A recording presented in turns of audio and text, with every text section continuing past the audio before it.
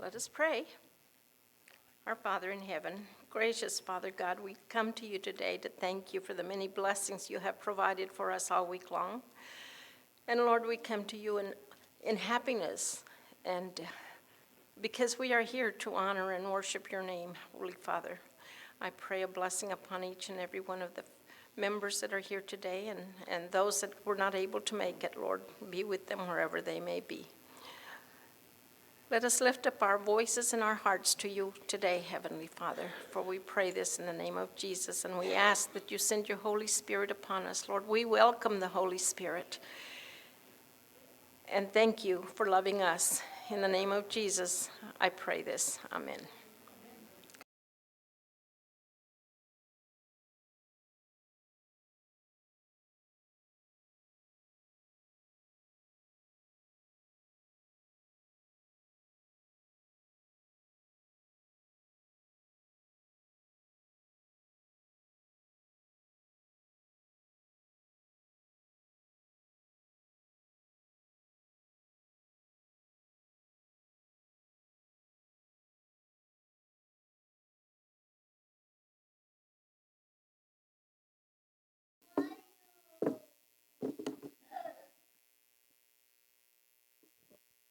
Okay, everybody sit down.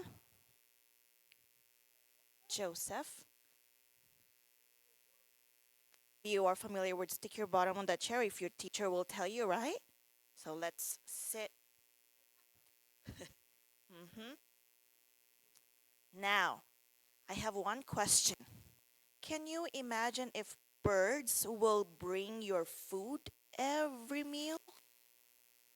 Can you imagine that? That would be very nice, huh? Well, that really happened before. It did. Trust me, it did. Let me do this because it's so far from your from your eyes. It has to be leveled. So our story this morning is about breakfast with the birds, and it did happen before, right? I told you. And so there was a king, Joseph and Waylon. There was a king way long time ago, and her wife. The king's name is Ahab, and the queen's name was Jezebel. They killed all the Lord's prophet. They burned churches. And then they asked people to worship this idol named Baal.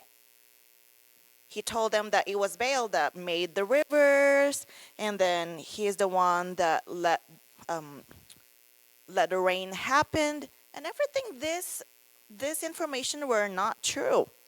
And so Elijah stood up. This is our prophet Elijah that we're talking about. He walked towards the palace, Joseph, and then he said to the king, let me get the right words. He told the king, as the Lord, the God of Israel, lives, whom I serve, there will be neither dew or rain for the next few years, except at my word. And guess what? There were no rains happen. And so God, after Elijah delivered that message to the king, the Lord said, leave the place or else you will get killed. Leave the place and go somewhere what I will tell you. He gave Elijah directions, and then the Lord said, well, when you get to that place, there's a river, a water that is already provided for you. And guess what? This is where the birds come from. And then he said, I have ordered ravens to feed you. You know what ravens is? Oh, yes, Jeffrey. Yes, there are birds. The Lord ordered these ravens to feed Elijah. So every morning and evening, the birds will bring food to him. Imagine that even these tiny little birds follow God's command. So as humans, adults, kids, we always follow God's command. We may have plans for ourselves, but it's always God's plan that always prevails, because He has plans to prosper us and not to forsake us. So whenever you are in trouble, always listen to God's word and He will direct thy path. Don't forget that story. Everything is possible with God. You may go back to your seat.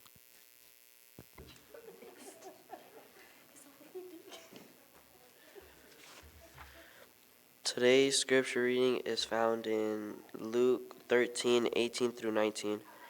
Then Jesus asked, "What is the kingdom of God like?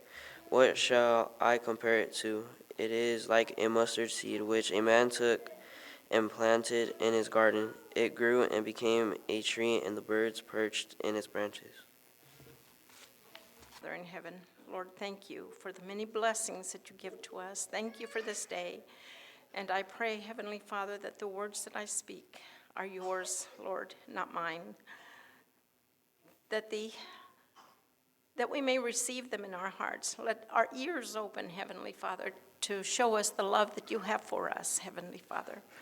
For I pray this in the name of Jesus. Amen. Amen. Okay. Matthew 5:1 and 2 tells us that multitudes followed Jesus, okay? And it also says that seeing the multitudes, he went up into a mountain, and he opened his mouth, and he taught them. The crowds of people who followed Jesus were mostly common folks, everyday working people. But also among the crowd were beggars, lepers, prostitutes, tax collectors, blind, lame, deaf, and demon-possessed, along with the Pharisees who persecuted him. But he loved them all. And can you imagine yourself as one of the many that came from all the surrounding cities, the towns, the countrysides, seeking to see what? What did you expect to see as you followed along with the crowds? Was it miracles you were looking for? Or signs and wonders? Then when you heard him speak, were you amazed at the 9 blessings that he showered upon you? And that you can find in Matthew 5:3-11. Were you shocked to learn first and foremost that you are loved? And when he told you to rejoice and be exceeding glad, for great is your reward in heaven. Did you not feel uplifted? After seeing Jesus and hearing his teachings, will you return to your same way of thinking as you did before you came seeking?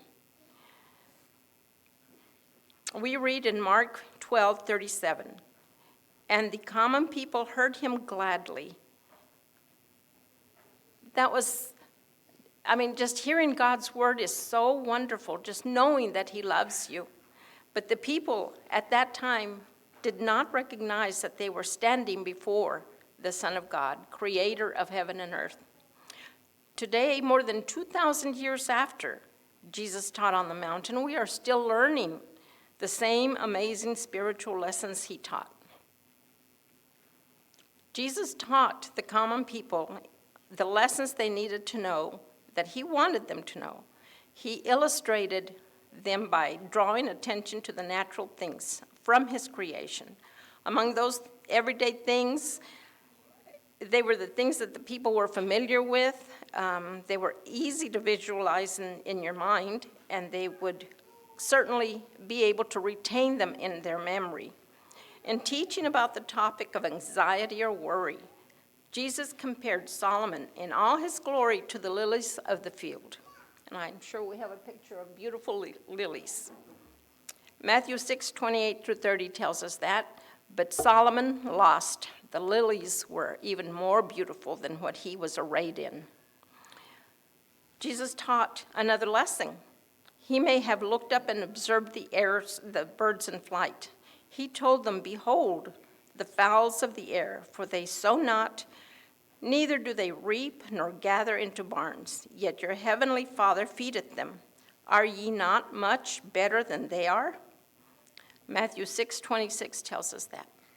So this morning, let us do just that. Let us behold the fowl in the air in the Bible. There are quite a few, but let's begin with the sparrow. In Hebrew, sparrows are called sipor. Sipor. This word refers to any small seed-eating birds. They were common to the Mediterranean, but now all are well known throughout the world. The sparrow is a small bird about 4 to 8 inches long. The name of Moses' wife, if you recall, was Zipporah. The Hebrew meaning in her name is little bird. Okay? We know, too, that Jesus came from a poor family, and when he taught the value of human life, he drew attention to the sparrow. He spoke in Matthew 10:29. Are not 2 sparrows sold for a farthing? 4 cents, 4 copper coins. And one of them shall not fall on the ground without your Father. Also, Luke tells us in Luke 12:6-7, are not 5 sparrows sold for 2 farthings, which are 8 coins, 8 copper coins, and not one of them is forgotten before God. But even the very hairs of your head are all numbered.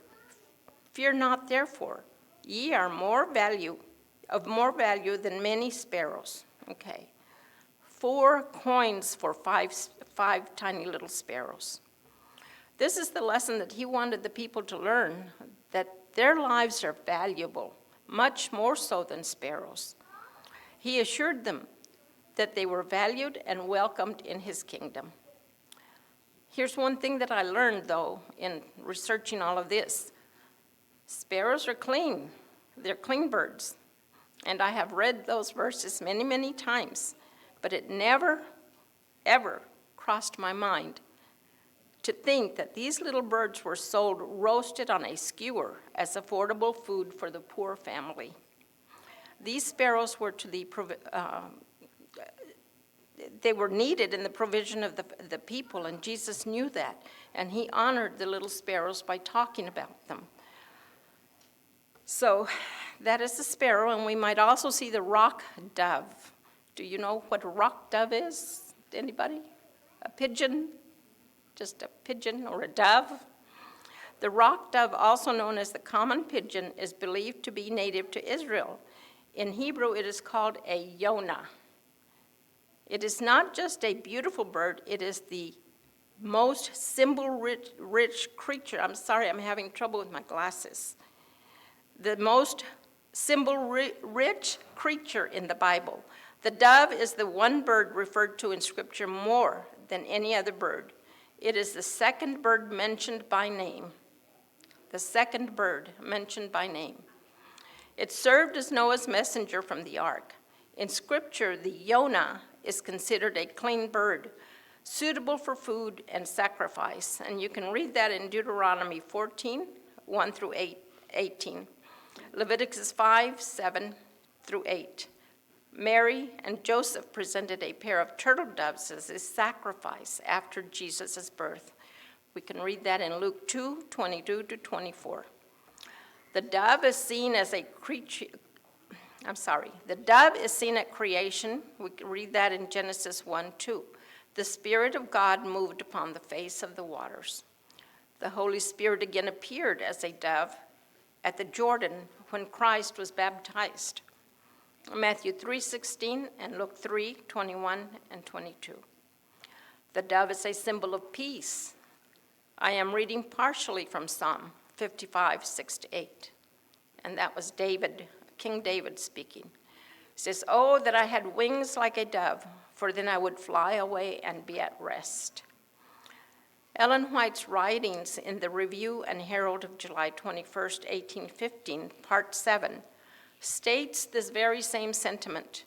"Oh, that I had wings like a dove, then I would fly away and be at rest." So doves represent peace and rest. Also, there is a dove called the mourning dove. Its coos are very sad and mournful.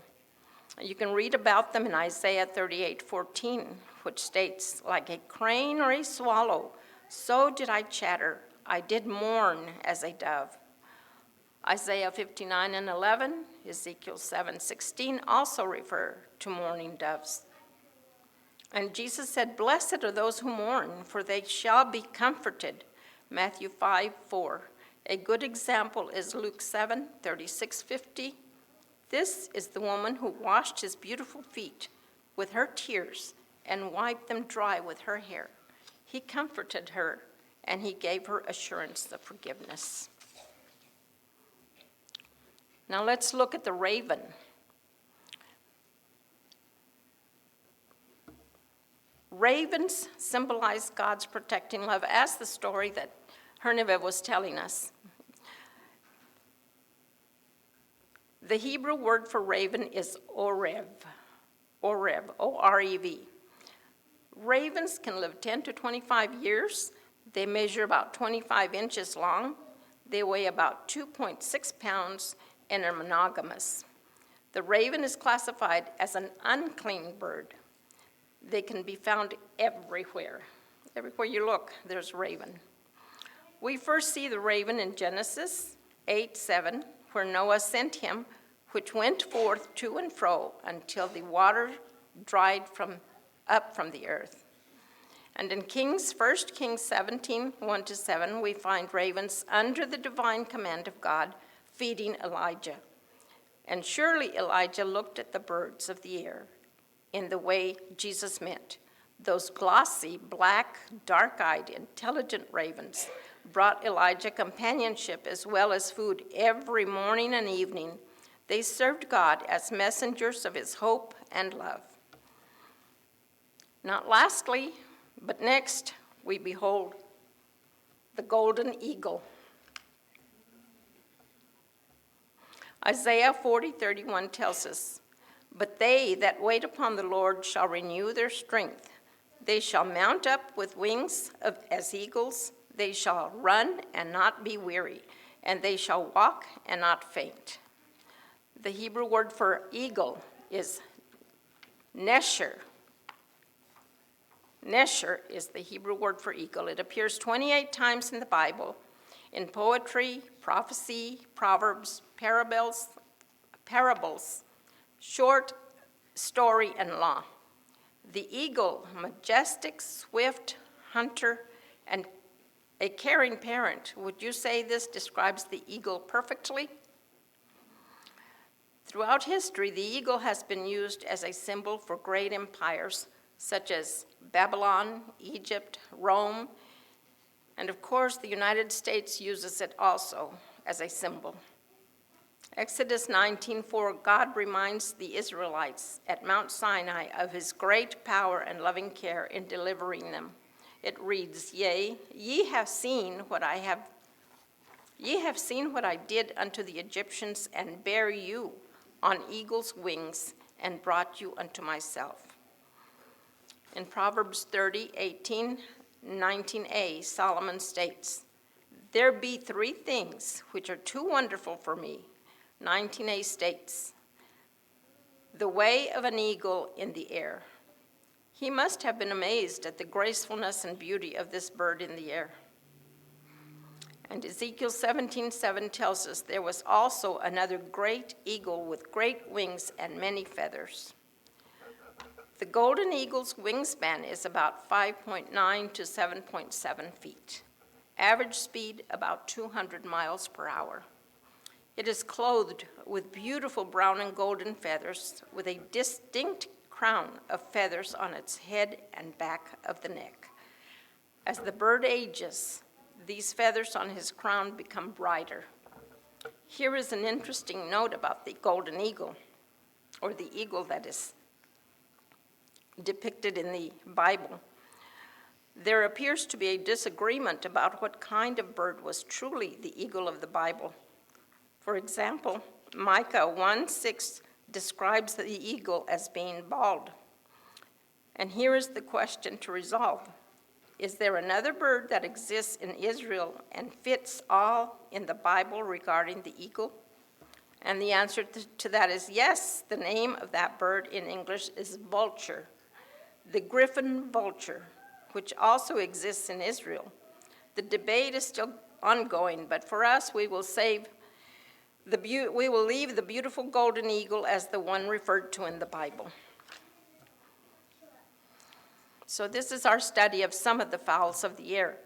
There are still others, such as the ostrich, which you can read about in Job 39, 13 through 18, the barn swallow and storks in Jeremiah 8, 7 to 9, and not least the domestic chicken. Jesus, as he viewed Jerusalem, saw the future destruction of this city, which he loved, and he mourned over it. Matthew 23, 37 tells us, "O Jerusalem, Jerusalem, how often would I have gathered your children together as a hen gathers her chickens under her wings, and ye would not."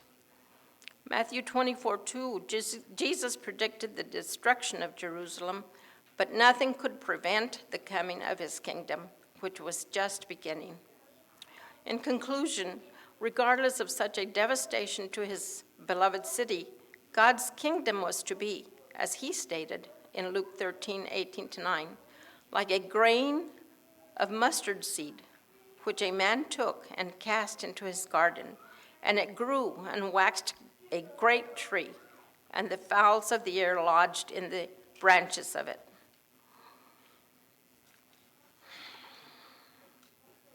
I hope that we will now always look at the fowl of the air, not just as birds, but as the lessons of love that Jesus taught those who came seeking. So people rejoice and be exciting glad, for great is your reward in heaven. God bless you. This is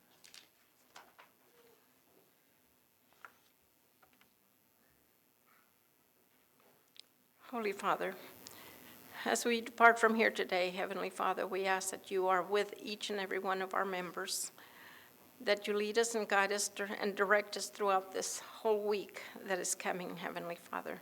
And we thank you for the many blessings you have given us today. Be with us the rest of the day, Holy Father, and let us think all day long about you, because that is what it's all about. Sabbath is for you, Lord. And we ask this in the name of Jesus. Amen.